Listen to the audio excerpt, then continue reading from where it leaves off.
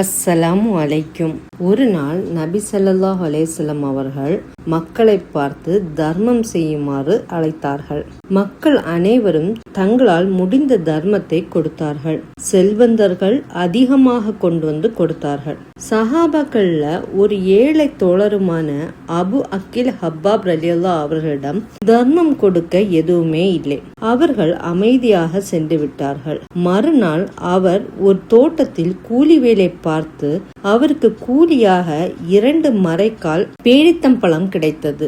அதில் ஒரு மரைக்காலை தன்னுடைய குடும்பத்திற்காக எடுத்துக்கொண்டு மற்றொரு மரக்காலை நபிகள் நாயகம் ஸல்லல்லாஹு அலைஹி வஸல்லம் அவர்களிடம் கொண்டு வந்து தர்மமாக கொடுத்தார் அபு அக்கில் ஹப்பாப் ரலியல்லாஹு அவர்கள். இதை பார்த்த முனாஃபிக்கின்கள், இந்த சொற்ப தர்மமா அல்லாஹ்வுக்கு தேவைப்படுகின்றது? ஊர் மக்கள் இவரும் தர்மம் செய்தார் என்று இவரை பெருமையாக சொல்ல வேண்டும் என்றுதான் இவர் இவ்வாறு தர்மம் செய்கின்றார் என்று கேலி செய்தனர். உடனே அல்லாஹ் சுப்ஹானஹு வ தஆலா இந்த முனாஃபிக்கின்கள் முஹ்மின்களில் தாராளமாக தர்மம் செய்பவர்களையும் வேறு பொருள் எதுவும் இல்லாததால் தங்களுடைய உழைப்பை தானமாக கொடுப்பவர்களையும் குறை கூறி ஏளனம் செய்கிறார்கள். இவர்களை அல்லாஹ் சுப்ஹானஹு வ தஆலா ஏளனம் செய்கின்றான்.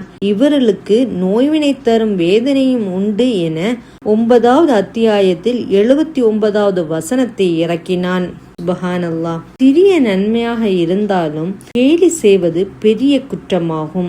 ஏழ்மையான அவர்களுக்கு அது ஒரு பெரிய தியாகம்தான். மக்கள் தான் அளவை பார்ப்பார்கள், ஆனால் அல்லாஹ் சுப்ஹானஹு வ தஆலா அந்த கொடுக்கக்கூடிய குணத்தை மட்டுமே அவன் பார்க்கின்றான்.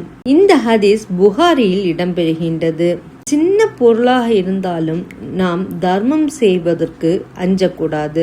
நாம் சிறிய பொருளை தர்மம் செய்தாலும் அல்லாஹ்விடம் அது பெரியதாக தான் இருக்கும். இந்த ரமலான் மாதத்தில் நாம் அதிகமாக தர்மம் செய்து அல்லாஹ்வினுடைய பேரருளை பெறுவோம் இன்ஷா அல்லாஹ். அஸ்ஸலாமு அலைக்கும்.